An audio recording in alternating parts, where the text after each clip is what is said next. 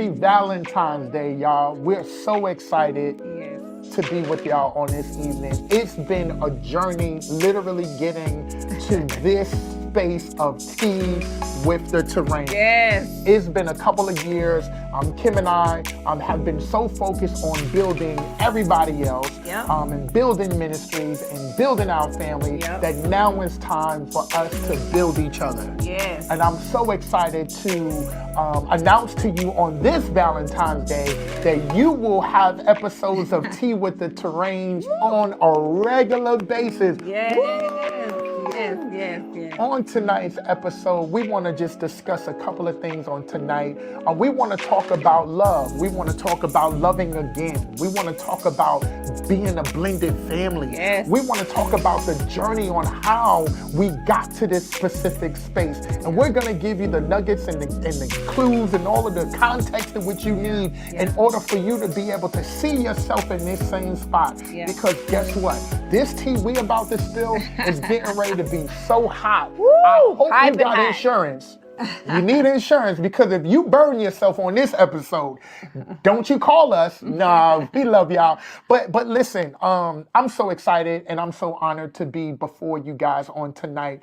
Sweetie, listen, I want to ask you this, right?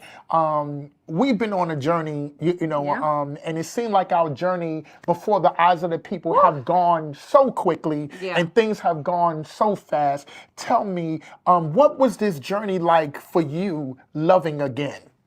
Wow. So many of you may not know, and some may. I have been married before, and so has my amazing husband. So we came into this union or this covenant, if you will, already with some experience, right? So here's the real tea. We knew what we didn't want. We knew what we did want, and in some cases, some stuff has just been discovery, right? Because he had been divorced and doing his thing for about 11 years, whereas I had been divorced about 3 years when he came into my space. So y'all, here's some real tea. A lot of people don't really know our love story, but I'm telling you, it does not take God long to do what he's going to do. So we were introduced by mutual friends. I'm just gonna give a little tea, little background, right? We were introduced by mutual friends. I was minding my business, being the boss chick that I am. I was in Chicago supporting a friend at her book signing. She had released her book, and she's originally from Chicago, and so she had did, her thing here in Houston, and then went up to Chicago with family and friends. And so I just went to support, and I get a DM from our mutual friend, and basically saying, "Hey, I thought of you. There's this guy I want to introduce you to. Are you open to it?" And I'm like, "What?" Nah, Slim. No. You ain't gonna put it like that. No. Listen, y'all. No. Listen. No. When she saw my photo, she was like, Well, "That is one fine chocolate brother." Now I'm playing. No. I was gonna get to the photo part. So she had not shared a photo, but when I saw his photo, we exchanged photos, and when I saw his picture, I was like, "Who is that?" So absolutely, when I saw him, I was like, "Of course I'm open." Extremely handsome.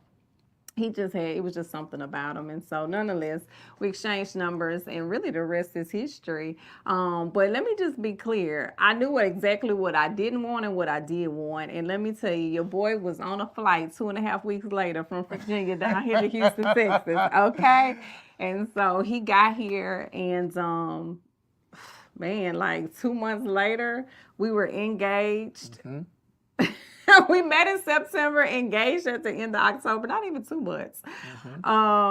Married at the end of November. All of this transpired literally in 90 days. Did y'all hear me? 90 days. Listen, let me tell you this. I understood that the first time in which I spoke to Kim on the phone, I was extremely interested. She piqued my interest just by how she was able to hold a conversation. Not only that, by the second day that we were talking on the phone, I knew who she was to me. It didn't take me long to kind of sort of weed my way through everything, because the first time we spoke, I think we spoke for 8 hours straight. I was at work, y'all, right? At this time, COVID's happening. I'm in a virtual Chicago, space. in my hotel. Yeah. Kim's in Chicago, and we're talking on the phone, and you know, the first day it was just something just special. But by the second day, my heart was already moved into a space where I said, man, you know, this is her. This is the individual that had the ability to speak to the nervousness to which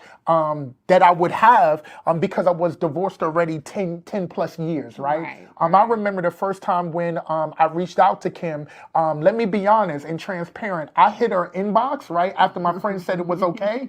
But let me tell you this: my line to her was so corny. It was absolute whack. You want to know why? Because I've been out of that pool for so long, especially approaching an established, well understood, well established individual. So I didn't have any game. All I can do is just be myself. Well, anyway, in the midst of all of that, as you know, Kim mentioned, you know, I immediately knew by the second time in which we talked on the phone who she was and what she was going to be to me. And she's right. 2.5 weeks later, I was on a flight from Virginia into DC. But what she didn't tell you is when I got out of the airport and I hit the revolving doors and she was standing there, child, mother had on a dress that I swear was a thirst trap dress. It was clinging in all the right places. And I said, Lord, you did not send me to Houston, Texas to what?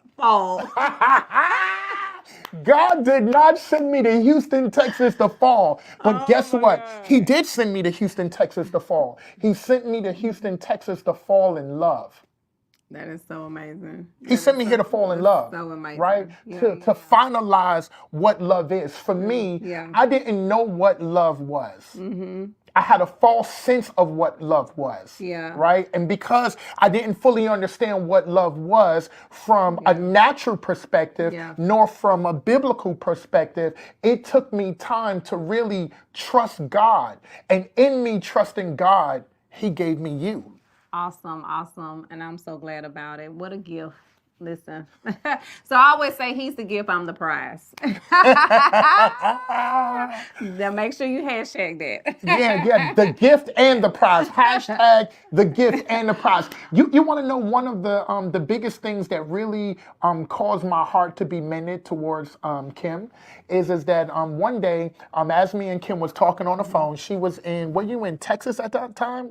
Did you make it back home then? I'm sure. So I believe Kim made it back home to Texas, and this is my weekend with my kids. I have a soon-to-be 17-year-old daughter named Stephanie, and a soon-to-be 13-year-old son named Bryson, and they was with me for the weekend. And I remember Stephanie saying, "Dad, why are you smiling so much?" And you know, I said nothing, and she saw to which I was talking on the phone, and she said again, "Dad, why are you smiling so much?" So I said, you know, I pointed to the phone. I'm like, you know, and I'm talking on the phone. And she said to me, "Can I speak to her?" And typically I would keep my kids out of any type of relationships and things like that just to protect them. Well, anyway, long story short, Kim and Stephanie had a conversation. And from that moment, when my daughter said, "Dad, it's okay for you to move on," that really touched me. Because I knew in my heart that that's what I wanted to do. Yeah. Right? And even though I wanted to do it, I wanted to make sure that they were going to be okay. So how did you feel with that?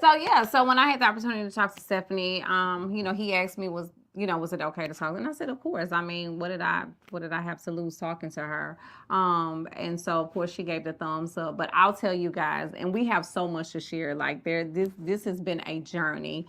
You know, him coming from having children already and coming into my world where I had no children.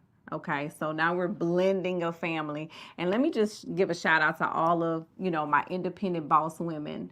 You know, in my mind, because I was at the level, you know, career-wise, money-wise, all of that at the top of my game, what I deemed was my game, let me say that.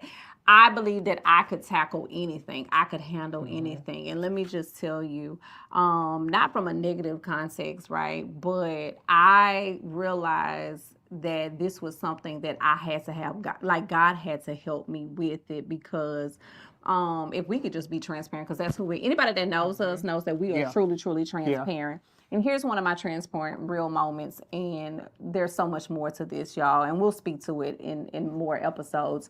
But the truth is that my husband realized that what he thought maybe was, how can I say it, babe? Like, I think he thought that he had things under control and things were where they needed to be for him to now step into a space of a new relationship.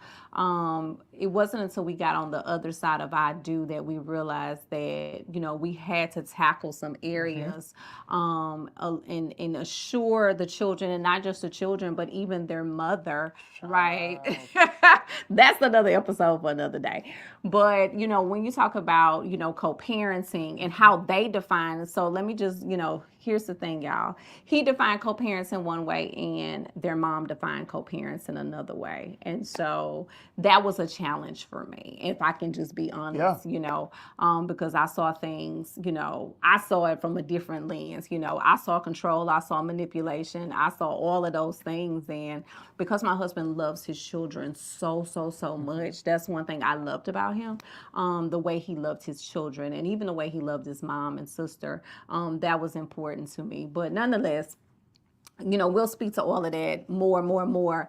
But I would tell you that it was a challenge for me, probably the first year of our marriage, and we're going into year 3. But the first year of our marriage was extreme. And let's not forget, y'all, we've got to tell y'all. So we got married in November. We went in the bishop's office. We got married. In the bishop's office. We got married, and I think we consummated. Yeah, a month later, we found out I was pregnant. Listen, that thing was loaded. It was ready. So listen, not only did we meet, engage, got married, he transitioned and relocated from the East Coast to South, and instant baby. Boom, baby. First child at 42. I had my first baby at 42. It's still possible. It's still very, very possible. So, blending a family, a new baby coming into the picture. He's moved from where he's been for 16 years. Yeah. He's coming into my world, my space. Yeah, I had just bought a house before I met my husband. I had just, I'm at the top of my game. So I'm moving and shaking. And so it was just a lot of moving parts and pieces. But guess what? One would say, or we could really speak to it. The truth is a lot of what we've experienced, right, honey? Mm-hmm. Most people in this day and age would not have survived it. No. They would have literally checked out, because here's the truth: we ain't too far in it that you couldn't get out right and shake yourself and recover. But this is really a testament of what real love is, right? Yeah. When God does it. Yeah. So, to speak to the blended aspect of it, right, from my point of view, I thought that everything was good. I thought that everything was put together well as it relates to my children. What I failed at realizing is that through those 10, 11 years, I built my life solely around my children. And because I built my life solely around my children, and didn't build my life around my career, or didn't build my life around other relationships, or didn't build my life around all those other ancillary worldly things, there really wasn't no balance. So now here it comes. My kids are excited in regards to, Miss Kim, and, they love Miss Kim and all these other things. But now here comes the dynamic of dad is now moving, a couple of thousand miles away. Sure. Dad's not going to be as accessible. Dad's not just going to, be able to pop up at the school and have lunch and do all of these things. So those were the dynamics to which we had to literally weed our way through. Another baby was coming. And a new baby was coming through, and it was a female baby. Yeah. So now here we go. We have our oldest daughter, who is the absolute princess, the apple of my eye. Right now, having to process, wait, there's going to be another princess in, the midst. And now dad has a wife. Where do I fit in the midst of all of that? Yeah. And so what we had to do was, it took a lot of reassurance, right? We had to reassure, Stephanie and Bryson, that they would not be forgotten forgotten, and that they will still, remain a priority, but now their number on the priority list shifts down, and Yeah. right because now And I'm even married. even I, there was at one point there was a fight for his attention concerning me because I'm like, I just got you. I just got you. Now I gotta not just share you with, the children, but now I gotta share you with this baby that's coming. Now I gotta share. And all of this is happening, y'all, while talking about launching ministry. Lord Jesus. But the scriptures say he won't put more on you than you can bear, Well, right? well, So well, well, listen, let's just talk about God putting a little bit on you than we think that we can't bear, right? So we started a business, right? oh So we yeah. started a trucking business called Terrain Logistics and Yep. Movement. We were just moving freight all over the United States. It was going absolutely phenomenal. Yep. I'm a corporate guy. I've been in corporate America since I was about 17, 18 years old, in and out of corporate, but I've been a corporate guy for the last 10, 15 years. And we started a business together, and the business was going absolutely wonderful. And then all of a sudden, One day that it John tanked. hit rock bottom. I mean, it Wiped wiped us out. out. I mean, when I tell you it wiped us out real good. I mean, So remember, y'all, we get married, we meet, we get engaged, we get married all within 3 months. We get pregnant. pregnant. He relocates. He comes. Now there's this fight for attention and dad and all of this good stuff. Then we launch this business. It's going. It tanks. We're upside down, wipes out savings. Everything's up for grab, including the marriage. Let's be real. And we've got this new baby. And all of this is happening all within the first year of marriage. Yeah. year and a half of Yeah, marriage. year and a half. Going into year 2. We're going into year 3 now. But, Yeah. whew, And through all of that, right, and still launch the ministry. and still end up launching the ministry. Let me just share this, right? Real love never dies, it never quits. Real love hopes, and real love gives, right? If we look at, John 3:16, for God so loved the world that he gave. So real love is always going to give of itself. So for God so loved the world that he gave his only begotten son, that whosoever believes, real love always believes, that whosoever believes shall not perish but have everlasting life. And real love never dies. So regardless of the challenges, the children, the business, the money, the house, the car, ministry, people, and all of those things, right? If it's really God in the midst of it, and you put him as the focal point, guess what? It'll never die. So on this launch of this Tea with the Turane Valentine's edition, we gave y'all some tea. But look at this. We want you to prepare yourself. Because in the next couple of weeks, you're going to get some episodes that are going to be absolutely phenomenal and absolutely life-changing. We want you to take a moment in the chat, leave what you want us to talk about. Give us some ideas of what you want to hear. Because let me tell you something, what you're going through, somebody has already gone through as well. And I've got to believe that there's someone that has gone through it successfully. And I just want you to know that where you are right now does not mean that you have to be there forever. God can change your situation just like he changed mine. It was a DM from a friend of mine that literally changed my life. Hear me. I did not think that I was lovable because of what I experienced. But through this woman right here, she not only loved me back, but she loved me to a greater space. And I'm so grateful for what you have done and your sacrifice and your efforts on a daily basis. Because guess what? Sometimes I'm not even worthy of what she gives to me. But I'm so grateful that she has the love of God in her, that in spite of it all, she still provides me the love of God. That is real love. Man, how do we end this? Just know that you too can love again. Until our next episode.